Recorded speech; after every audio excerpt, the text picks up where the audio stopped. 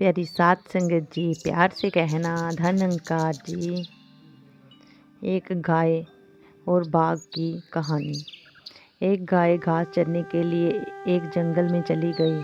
शाम ढलने के करीब थी। उसने देखा कि एक बाघ उसकी तरफ दबे पांव बढ़ रहा है। वह डर के मारे इधर उधर भागने लगी। वह बाघ भी उसके पीछे दौड़ने लगा। दौड़ते हुए गाय को सामने एक तालाब दिखाई दिया। घबराई हुई गाय उस तालाब के अंदर घुस गई। वह बाघ भी उसका पीछा करते हुए तालाब के अंदर घुस गया। तब उन्होंने देखा कि वह तालाब बहुत गहरा नहीं था, उसमें पानी कम था और वह कीचड़ से भरा हुआ था। उन्हें दोनों के बीच की दूरी काफ़ी कम थी, लेकिन अब वह कुछ नहीं कर पा रहे थे। वह गाय उस कीचड़ के अंदर धीरे धीरे धंसने लगी। वह बाघ भी उसके पास होते हुए भी उसे पकड़ नहीं सका। वह भी धीरे धीरे कीचड़ के अंदर धंसने लगा। दोनों ही करीब करीब गले तक उस कीचड़ के अंदर फंस गए। दोनों हिल भी नहीं पा रहे थे। गाय के करीब होने के बावजूद वह बाघ उसे पकड़ नहीं पा रहा था।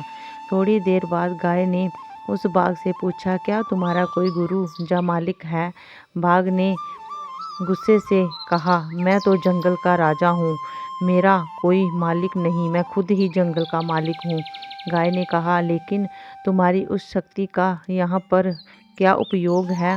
उस बाघ ने कहा, तुम भी तो फंस गई हो और मरने के करीब हो, तुम्हारी भी तो हालत मेरे जैसी ही है।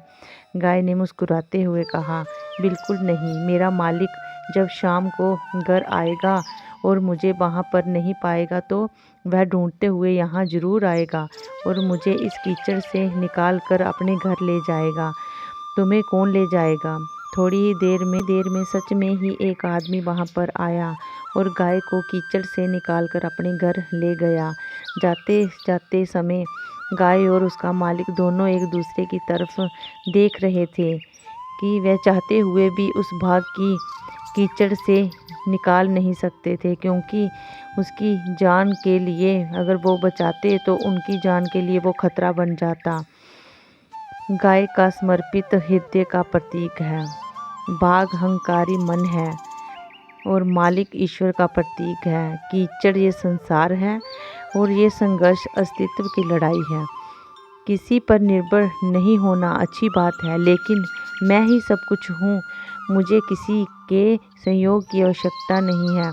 यही अहंकार है और यही है विनाश का बीजारोपण होता जाता है। ईश्वर से बड़ा इस दुनिया में सच्चा हितैषी कोई नहीं होता, क्योंकि वही अनेक रूपों में हमारी रक्षा के लिए हर पल हमारे साथ रहता है और हमारी रक्षा करता है। प्यारी सात संगत जी, प्यार से कहना धनंकार।